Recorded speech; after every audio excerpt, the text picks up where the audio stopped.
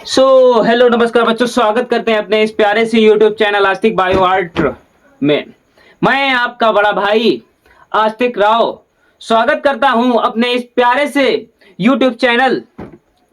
जैसा कि मैंने आप लोगों से वादा किया था कि मैं कंसिस्टेंसी के साथ पूरी क्लास 10th की साइंस पढ़ाऊंगा, पूरी साइंस कवर कराऊंगा और मैं आप लोगों को कंसिस्टेंसी के साथ पूरे वीडियो लेक्चर्स प्रोवाइड करूंगा जिससे आप लोगों की पढ़ाई बेहतर हो सके। लेकिन पिछले कुछ 3-4 या 6 दिनों से लगभग मेरी मेंटल हेल्थ खराब थी, जिसके कारण मैं आप लोगों को वो लेक्चर नहीं प्रोवाइड कर सका। मेरा हेल्थ इश्यू था, इसलिए वो लेक्चर आप लोगों को नहीं मिले। लेकिन आज से मैं आप लोगों से ये वादा करता हूं कि जितने भी लेक्चर्स आएंगे सारे के सारे लेक्चर्स आपको इसी यूट्यूब चैनल पर सारे के सारे लेक्चर्स प्रोवाइड कराए जाएंगे। मैं यहां पर अकेला पढ़ा रहा हूं, मैं कोई भी बैकग्राउंड में बोर्ड में कुछ भी लिख कर नहीं लाता हूं, स्वयं दिखाऊंगा, पूरी खाली स्लाइड लेकर आया हूं, सब कुछ एक एक बारीकी से पढ़ाऊंगा। जिस तरीके से मेरी मेंटल हेल्थ खराब हुई उसके लिए कुछ 2 लाइनें हैं कि जुल्म करती ये जवानी भी नहीं मांगोगे, तुम अपने खून में ये रवानगी भी नहीं मांगोगे। मेरे मिट्टी के घरौंदों पर गरजने वालों, जिस दिन मैं गरजूंगा तुम पानी भी नहीं मांगोगे। जिस तरीके से मेरी मेंटल हेल्थ खराब हुई है, जिस कारण बस शायद मैं आज यहां से उठकर अपना ये खतरनाक अब कमबैक करना चाहता हूं, जो कि आगे कुछ इसी 1 साल के अंदर अंदर आप लोगों से हाथ जोड़कर निवेदन करता हूं, इतनी मेहनत करिएगा, इतनी कंसिस्टेंसी के साथ मेहनत करिएगा ताकि आप लोग class 10th UP board science में 70 में 70 ला सकें और अपने माँ बाप का सपना साकार कर सकें। जब आप लोगों के माँ बाप का सपना साकार होगा उस समय मेरा सपना भी साकार हो रहा होगा। जो मेरी इच्छाएं हैं, जिसके कारण मुझे तोड़ा गया, जो मेरी इच्छाएं हैं वो इच्छाएं मेरी अब पूरी होंगी। इस तरीके से कुछ अपना कमबैक बहुत बड़ा करूंगा। कुछ साल भर के अंदर जितने भी बोर्ड में जितने भी पीवाईक्यूज हैं, जितने भी क्वेश्चंस हैं, सारे के सारे क्वेश्चंस मैं लगवाऊंगा, इसी व्हाइट बोर्ड के अंदर लगवाऊंगा। मेरे पास कोई अच्छी फैसिलिटी नहीं है, कोई भी अच्छा वो नहीं है, लेकिन मैं कंटेंट में कोई भी कमी नहीं रखूंगा आपके शिक्षा में। ज्यादा बात ना करते हुए बढ़ जाते हैं अपनी टॉपिक की ओर। पिछले लेक्चर में मैंने आप लोगों को कवर करा दिया था रासायनिक अभिक्रिया क्या होती है, रासायनिक समीकरण से क्या होते हैं। पिछला लेक्चर हमारे यूट्यूब चैनल आस्तिक बायो आर्ट पर पड़ा हुआ है, आप देख सकते हैं और उसके बाद पुनः अपने इस सेकेंड लेक्चर पर आ सकते हैं, जहां पर मैं आज आप लोगों को सारी की सारी अभिक्रियाएं कवर कराऊंगा। सबसे पहले बात कर लेते हैं संयोजन या योगात्मक अभिक्रिया की। संयोजन अभिक्रिया समझ लेते हैं। मान लीजिए ये कोई ए प्रोडक्ट है, रिएक्टेंट है, ए रिएक्टेंट है, बी के साथ रिएक्ट कर रहा है और ये प्रोडक्ट बना आपका ए बी।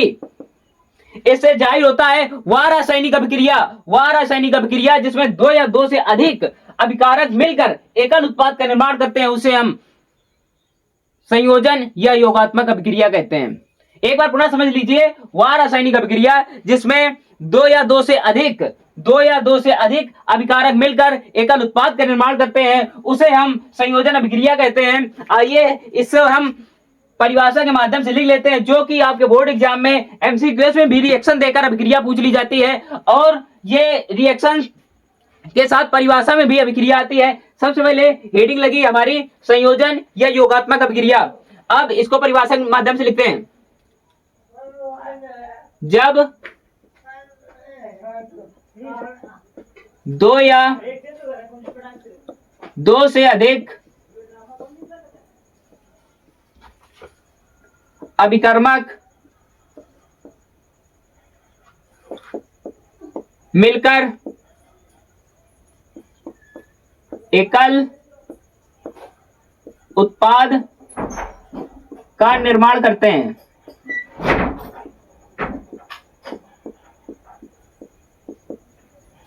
उसे संयोजन अभिक्रिया कहते हैं।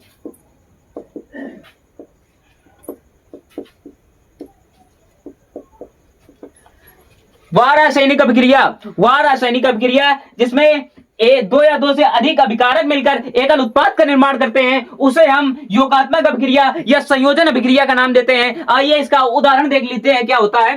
जैसे मान लीजिए ये कोई प्रोडक्ट ए है, रिएक्टेंट ए है और रिएक्टेंट बी के साथ रिएक्ट करता है, तब ये प्रोडक्ट बनाता है ए बी। ये अभिकारक है, ये उत्पाद है। पिछले लेक्चर में आप लोगों को बताया था जो तीर के दाईं ओर होता है वो उत्पाद होता है, जो तीर के बाईं ओर होता है वो अभिकारक होता है। आइए उदाहरण के माध्यम से इसके एग्जांपल को लिखते हैं।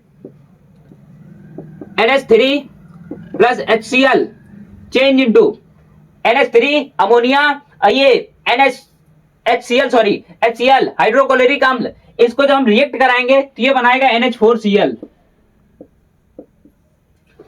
इसमें हाइड्रोजन का ये इसके साथ योग हो गया, यानी कि जब दो या दो से अधिक अभिकारक मिलकर एकल उत्पाद का निर्माण करते हैं उसे हम संयोजन अभिक्रिया का नाम देते हैं। जैसे कि एग्जांपल आइए NH3 plus HCl change into NH4Cl।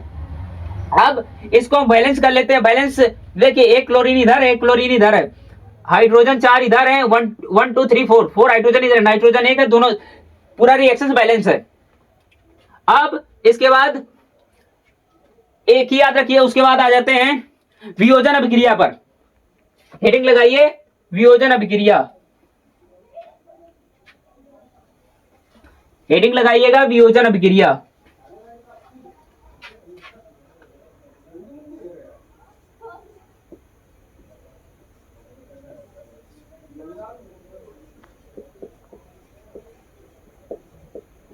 वियोजन अभिक्रिया या अपघटन अभिक्रिया या अपघटन अभिक्रिया व रासायनिक अभिक्रिया। समझ लीजिए वियोजन अभिक्रिया क्या होती है। वह रासायनिक अभिक्रिया जिसमें एकल अभिकर्मक मिलकर दो या दो से अधिक उत्पाद का निर्माण करता है उसे हम वियोजन अभिक्रिया कहते हैं। यानी एकल अभिकर्मक मिलकर दो या दो से अधिक उत्पाद का निर्माण करता है उसे हम वियोजन अभिक्रिया कहते हैं। मान लीजिए ये कोई प्रोडक्ट है ए बी, इसको हमने चेंज किया तो इसने बनाया ए प्लस बी, दो प्रोडक्ट बने। वह रासायनिक अभिक्रिया जिसमें एकल अभिकर्मक टूट जाता है, एकल अभिकर्मक टूटकर दो या दो से अधिक उत्पाद का निर्माण करता है उसे हम वियोजन अभिक्रिया कहते हैं। आइए इसको परिभाषा के माध्यम से लिखते हैं कि वह रासायनिक अभिक्रिया, वह रासायनिक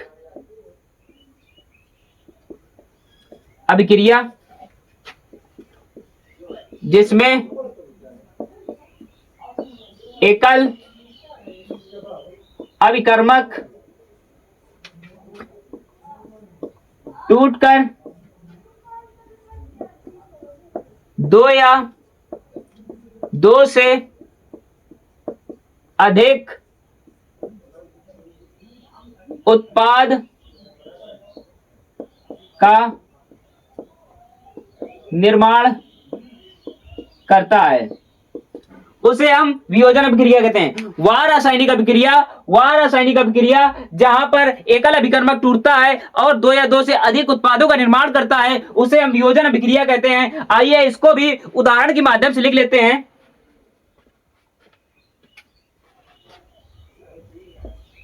उदाहरण FeSO4 change into Fe2O3 plus SO2 plus SO3। आइए इसको बैलेंस कर लेते हैं रिएक्शन को। यानी ऑक्सीजन इधर कितने हैं, 3 3 2 5 5 5 3 8 8 ऑक्सीजन इधर है, ऑक्सीजनों की संख्या 8 है। आयरन ए 2 आयरन है, सल्फर 1 और 2, सल्फर 2 है। आइए इधर देख लेते हैं, आयरन की संख्या 1 है, सल्फर की संख्या 1 है, ऑक्सीजन की संख्या 4 है। अगर मैं चाहूं तो यहां पर अगर 2 का मल्टीप्लाई करा देता हूं, यानी 2 का गुणा करा दूं तो यह पूरा रिएक्शन बैलेंस हो जाएगा। 2 आयरन हो गए, 2 सल्फर हो गए, 8 ऑक्सीजन हो गए, इधर 2 आयरन हो गए, 8 ऑक्सीजन हो गया और 2 सल्फर हो गए। पूर्णतः रिएक्शन ये बैलेंस हो गया है। अब आइए जान लेते हैं, पॉज कीजिए, ट्राई कीजिए, लिख लीजिए। अब जान लेते हैं वियोजन अभिक्रिया यानी अपघटन के कितने पार्ट होते हैं, यानी अपघटन अभिक्रिया के कितने पार्ट होते हैं। विद्युत अपघटन और ऊष्मीय अपघटन।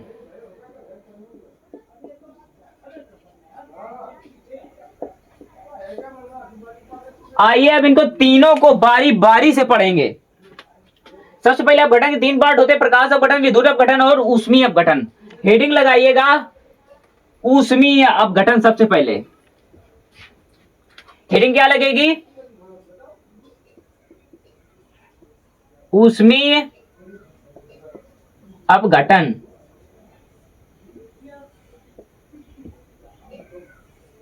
ऊष्मीय अपघटन वह रासायनिक अभिक्रिया जो ऊष्मा के द्वारा संपन्न होती है उसे हम ऊष्मीय अपघटन कहते हैं।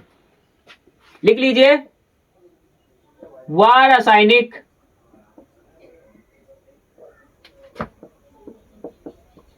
अभिक्रिया जो ऊष्मा की उपस्थिति में कराई जाती है उसे ऊष्मीय अपघटन कहते हैं। उदाहरण,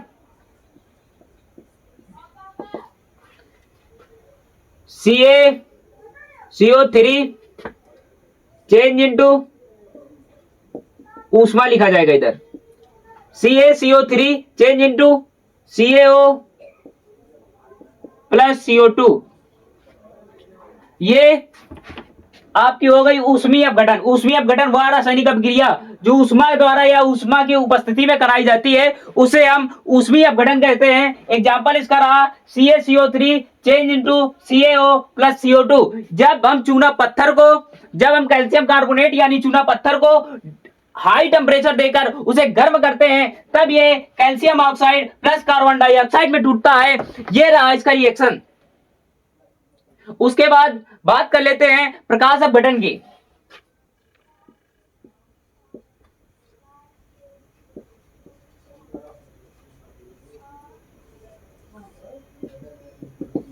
अब बात कर लेते हैं प्रकाश अपघटन की। वह रासायनिक अभिक्रिया जो सूर्य के प्रकाश द्वारा होती है, वह रासायनिक अभिक्रिया जो सूर्य के प्रकाश द्वारा होती है उसे हम प्रकाश अपघटन कहते हैं। यानी वह रासायनिक अभिक्रिया जो सूर्य के प्रकाश द्वारा होती है, वह रासायनिक अभिक्रिया जो सूर्य के प्रकाश द्वारा होती है उसे हम प्रकाश अपघटन कहते हैं।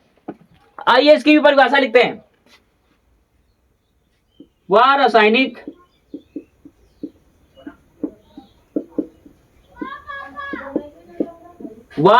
अभिक्रिया जो सूर्य के प्रकाश द्वारा होती है उसे प्रकाश अपघटन कहते हैं। वह रासायनिक अभिक्रिया जो सूर्य के प्रकाश द्वारा होती है उसे हम प्रकाश अपघटन कहते हैं। यानी कि जैसे आप लोग जान लीजिए, जो पोस्टर छपते हैं, जो जैसे मान लीजिए अभी प्रधानी का चुनाव आने वाला है, काफी लोग पोस्टर छपवाएंगे, उसमें कई प्रकार का कलर्स होगा, जिसमें होता है BACL और नहीं सॉरी KCl होता है। जैसे KCl हो गया, एग्जाम्पल के थ्रू इसमें लिखा जाएगा KCl change into potassium plus chloride, gas अलग निकल जाएगी, पोटेशियम अलग रह जाएगा, क्लोराइड अलग निकल जाएगी। अब आ जाएगा AgCl चेंज इनटू, अब इसमें Ag अलग हो जाएगा प्लस Cl2 अलग हो जाएगा। कभी कभी देखा होगा जब ये पोस्टर छपते हैं और काफी दिनों तक धूप में लगे रहते हैं तो उनका देखा होगा जो कलर नीला होता है या हरा होता है, उसका जो कलर होता है वो डीम हो जाता है, मध्यम हो जाता है, यानी कि कलर उसका कम हो जाता है। धीरे धीरे वो एक समय ऐसा आ जाता है कि वो एकदम व्हाइट पेपर हो जाता है। वहीं पर ही यह प्रकाश अपघटन होता है। आइए रिएक्शंस को बैलेंस कर लेते हैं। इधर पोटेशियम 1 है, इधर पोटेशियम 1 है, क्लोरीन इधर 1 है, क्लोरीन इधर 2। अगर मैं यहां पर 2 का मल्टीप्लाई करा दूं और यहां पर 2 का मल्टीप्लाई करा दूं तो ये रिएक्शन बैलेंस हो जाएगा। सेम नीचे वाली कंडीशन में होगा कि यहां पर Ag1 है और Cl भी 1 है, यहां पर Ag1 है, इधर Cl2 है। अगर यहां पर मैं 2 का मल्टीप्लाई कराता हूं, यहां पर 2 का मल्टीप्लाई कराता हूं तो ये रिएक्शन बैलेंस मानी जाएगी। अब आइए समझ लेते हैं। अब उसके बाद आ जाता है ऊष्मा अपघटन हो गई, प्रकाश अपघटन हो गए, अब आ जाती है विद्युत अपघटन। ये एक लॉन्ग में पूछा जाता है, 6 नंबर का क्वेश्चन भी पूछ सकता है आपसे।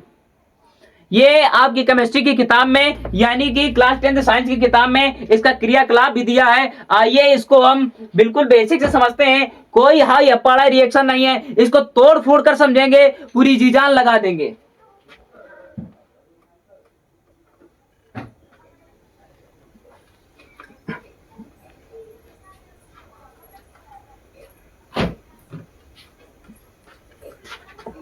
आइए समझते हैं विद्युत अपघटन।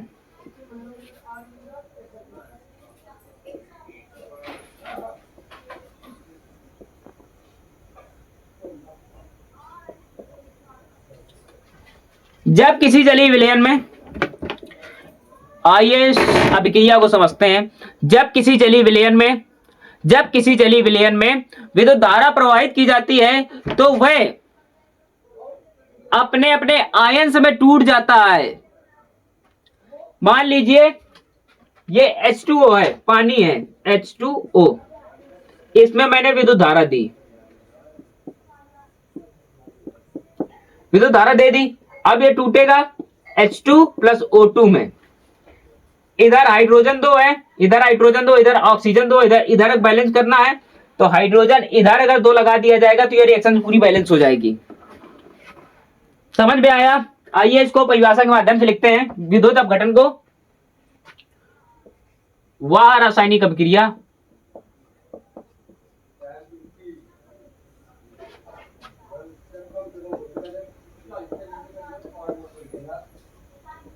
जिसमें जलीय विलयन में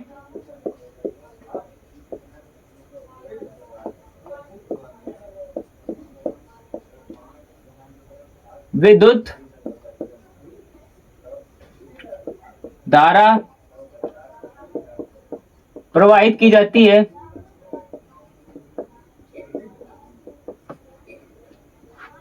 तो वह अपने आयनों में टूट जाता है। इसे हम विद्युत अपघटन कहते हैं। इसका एग्जाम्पल ये रहा। एग्जाम्पल, जब हम जल में विद्युत धारा देते हैं तो इसमें जल H2 अलग कर देता है और ऑक्सीजन अलग कर देता है, H2 गैस अलग कर देता है और ऑक्सीजन गैस अलग कर देता है।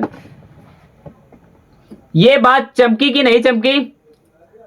अगर इतनी चीजें समझ में आ गई हो तो वीडियो को लाइक करके बेल आइकन प्रेस कर दीजिएगा ताकि आने वाली नोटिफिकेशन आप तक जल्दी पहुंच जाए। तो आज के लिए इतना ही रखते हैं क्योंकि व्हाइट बोर्ड है, लेक्चर छोटा रखेंगे, आपके दिमाग में मन से जाएगा। जितनी भी कोशिश करेंगे, सारी की सारी कोशिश करेंगे कि छोटे छोटे लेक्चरों में हाई क्वालिटी मिले, आपको हाई कंटेंट मिले, छोटे लेक्चर में हाई कंटेंट मिले और आप लोग अपने बोर्ड एग्जाम में बेहतर कर पाएं। हर समय बेहतर से बेहतर की तलाश रखिएगा। कभी ये मत सोचिएगा कि छोटी चीज मिल गई तो मेरे लिए इतना ही काफी है। हर समय बेहतर से बेहतर की तलाश रखिएगा, कुछ बड़ा सोचिए और बड़ा ग्रहण कीजिए। एक की तलाश में कभी मत रहिएगा।